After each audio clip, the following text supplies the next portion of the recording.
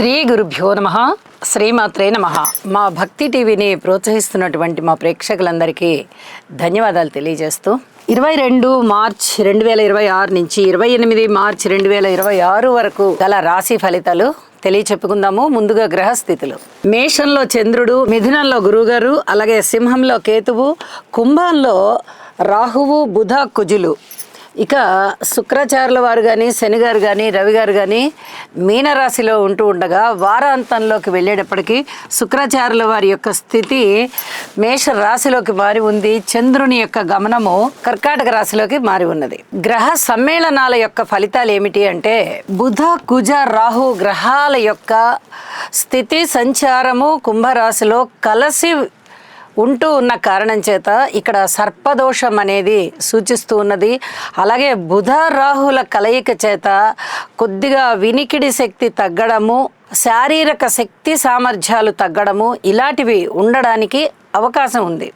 ఇది చెప్పదగినటువంటి సూచన. అయితే గురువుగారి యొక్క దృష్టి ఉన్నది కాబట్టి కొంచెం పర్వాలేదు, అంత పూర్తిగా శక్తి నశించిపోకుండా ఉంటుంది. కానీ కొంచెం దీని ఎఫెక్ట్ మటుకు స్పష్టంగా తెలుస్తూనే ఉంటుంది అని చెప్పి తెలియజేస్తున్నాను. ఈ బుధ కుజ రాహులకి స్తోత్ర పరిహారాలు చెయ్యండి. అలాగే కుజరాహుల కలయిక కూడా మనకి సర్పదోషాన్ని సూచిస్తూ ఉంటున్న కారణం చేత ఈ సర్పదోష నివారణార్థం కుజరాహు స్తోత్ర పారాయణలు, అలాగే బుధుడు కూడా ఉన్నారు కాబట్టి బుధుని యొక్క స్తోత్ర పారాయణాలు చేయడము, విష్ణు సహస్రనామం చదువుకోవడము చాలా చాలా మంచిది. ఇక శనిగారు కానీ, రవి గారు కానీ, శుక్రాచార్యుల వారు కానీ మీనరాశిలో ఉంటున్న కారణం చేత ఇక్కడ శని రవి కలయిక కొంచెం ఇబ్బంది పెట్టేటటువంటి పరిస్థితే. ఏదైనా మొండిన పడేస్తాయి పనులని. శుక్ర రవి కలయిక అడ్మినిస్ట్రేషన్ కెపాసిటీని పెంచుతుంది. శని రవిల కలయిక కొంచెం అలాంటి సామర్థ్యాన్ని తగ్గేటట్టు చేస్తుంది. అలాగే మొండిగా ఉన్నటువంటి పనులు మటుకు బాగా చేస్తారు వీళ్ళు. ఇలాగా అంటే అక్కడ శక్తిని బట్టి అన్నమాట. బలహీనంగా ఉన్నవి బాగా బలహీనం అయిపోతాయి, బలోపేతంగా ఉన్నవి బాగా బలోపేతం అయిపోతాయి. అలాంటి పరిస్థితి కనిపిస్తోంది. అయితే భార్యాభర్తల మధ్య మటుకు అన్యోన్యత విషయంలో కొద్దిగా జాగ్రత్తగా ఉండవలసినటువంటి గ్రహస్థితులే ఇవి. తప్పనిసరిగా శని శుక్ర రవి గ్రహాలకి స్తోత్ర పారాయణాలు చేసుకోవలసిందిగా సూచన చేస్తున్నాను. వారాంతంలోకి వెళ్ళేటప్పటికీ శుక్రుని యొక్క సంచారం మారి ఉంది కాబట్టి ఇప్పటి వరకు నెల రోజుల కాలం నుంచి శనిగారితో కలిసి ఉంటూ ఉన్నారు. ఇక వారాంతంలోకి వచ్చేటప్పటికి ఈ గ్రహ ప్రభావం తగ్గి మళ్ళీ తిరిగి అన్యోన్యత పెరుగుతుంది. ఇది గమనించుకోదగ్గ సూచన. అయితే స్తోత్ర పారాయణాలు మటుకు మానకండి.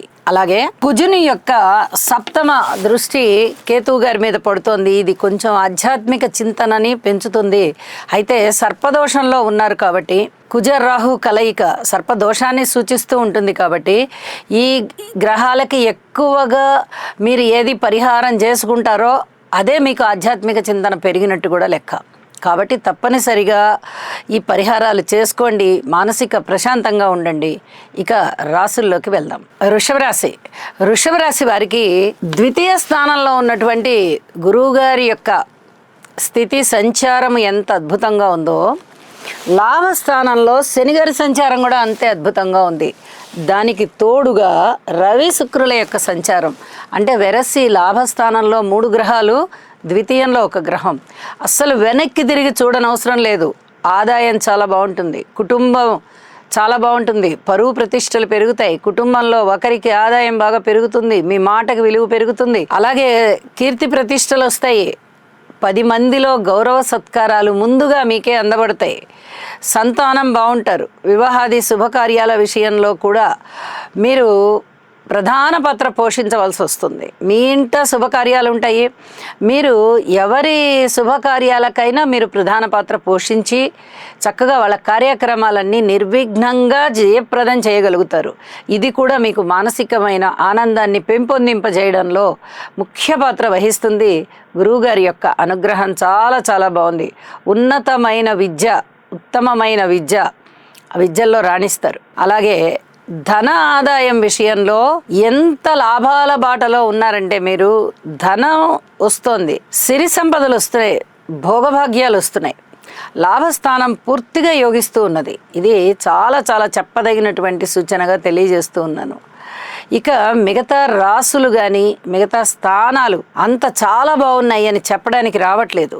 అయితే శనిగారు ఇచ్చే బలము ధనము, గురువుగారు ఇచ్చే బలము ధనము ఆశీర్వచనాలు మీకు ఇప్పుడు చాలా చాలా మేలు చేస్తాయి. ఇప్పుడు చాలా నెలల నుంచి చెప్పుకుంటున్నాం మనం, గురుబలం చాలా బాగుంది, శని బలం చాలా బాగుంది అని. ఇప్పుడు అవే కొనసాగుతూ ఉన్న కారణం చేత మీకు ఇంకా ఇంకా మంచి జరిగేటటువంటి రోజులే తప్ప ఎక్కడా కూడా మీరు మనకి ఈ పని జరగట్లేదే అని చెప్పి డిసప్పాయింట్ అవ్వాల్సిన పని లేదు. అలాంటి పరిస్థితులే మీకున్నాయి. లలితా సహస్రనామ స్తోత్ర పారాయణాలు చేసుకోండి, మరింత ఆనందంగా ఉంటారు. అలాగే అన్నదమ్ముల సహాయ సహకారం విషయంలో కొద్దిగా ఆలోచించవలసినటువంటి పరిస్థితి, ఎక్కువగా వారు సహాయం చేస్తారు అని ఆశ పెట్టుకోవద్దు.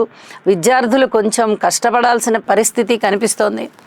అలాగే సంతాన విషయంలో కూడా ఓర్పు కలిగి ఉండండి. రుణభారాల విషయంలో మీకు చాలా చాలా అనుకూలమైనటువంటి స్థితి కలుగుతుంది. తక్కువ రుణాలు తీర్చివేయగలుగుతారు. ఇంకా పెద్ద పెద్ద ప్రాజెక్ట్స్ చేపట్టి ఇంకా ఎక్కువ రుణం కావాలంటే కూడా తీసుకోగలుగుతారు. అలాగే ఈ సర్పదోషానికి సంబంధించిన దోషం దశమ స్థానంలో ఉంటూ ఉన్న కారణం చేత ఉద్యోగ జీవితంలో వ్యాపార జీవితంలో ఆదాయం వచ్చే మార్గాలు ఏవైతే వృత్తి ఉద్యోగ వ్యాపార వ్యవహారాల ద్వారా ఉంటాయో ఆ విషయంలో మటుకు జాగ్రత్త వహించండి. కుజ రాహు బుధ ఈ 3 స్తోత్ర పారాయణాలు చేయండి అని చెప్పి తెలియజేస్తూ ఉన్నాను. విద్యార్థులకి కొంచెం మరింత కష్టపడాల్సిన సమయమే. స్త్రీల విషయంలో గణపతి ఆరాధన చాలా చాలా ముఖ్యమని చెప్పి తెలియజేస్తున్నాను. ఇక కార్మికులు, కర్షకులు, నేత పనివారు, చేతి వృత్తుల వారు ఇత్యాది వారందరికీ కొద్దిగా శారీరక శ్రమ పెరిగేటటువంటి కాలము. అయినా కూడా మీ శ్రమకి సరిపడా ధనమే వస్తుంది. అందులో ఎటువంటి చింత పెట్టుకోనవసరం లేదు. ఇక వారాంతంలోకి వెళ్ళేటప్పటికీ శుక్రాచార్యుల వారి యొక్క స్థితి వ్యయస్థానంలోకి వచ్చింది. అయినప్పటికీ కూడా లాభాల బాటలోనే ఉంటారు మీరు. లాభస్థానంలో ఏ రకమైనటువంటి లాభాలు ఇస్తున్నారో వ్యయస్థానంలో వాటన్నిటినీ భద్రపరుస్తారు. వచ్చిన లాభాన్ని భద్రపరుస్తారు. కాబట్టి ఎటువంటి చీకు చింత అవసరం లేదు. చంద్రుని యొక్క గమనము 3వ స్థానంలోకి వచ్చి ఉండి ఇక్కడ అన్నదమ్ముల యొక్క సహాయ సహకారాన్ని పెంచే విధంగా, మీ మనోబలం పెరిగే విధంగా, మంచి మంచి నిర్ణయాలు తీసుకునే విధంగా మరింతగా యోగిస్తున్నాయి గ్రహాలు అని చెప్పి తెలియచేస్తూ ఉన్నాను. ఒక్కసారి మటుకు ఈ విఘ్నేశ్వరుడికి స్తోత్ర పారాయణాలు చేసుకోండి. ఒక్కసారి మటుకు అంటే అది ఒకసారి కాదు, రోజుకొకసారి అని అర్థం. అదొక్కసారి చేసుకోవాల్సిందిగా సూచన చేస్తున్నాను. ఇక లలితా సహస్రనామ పారాయణని విడవవద్దు. మీ జీవితం ధన్యమవ్వడానికి కావలసినటువంటి పరమ పద ముక్తి సోపానం అది. తప్పనిసరిగా ఆచరించండి. ప్రశాంత జీవితంతో అభివృద్ధి మార్గంలో ఉంటారు.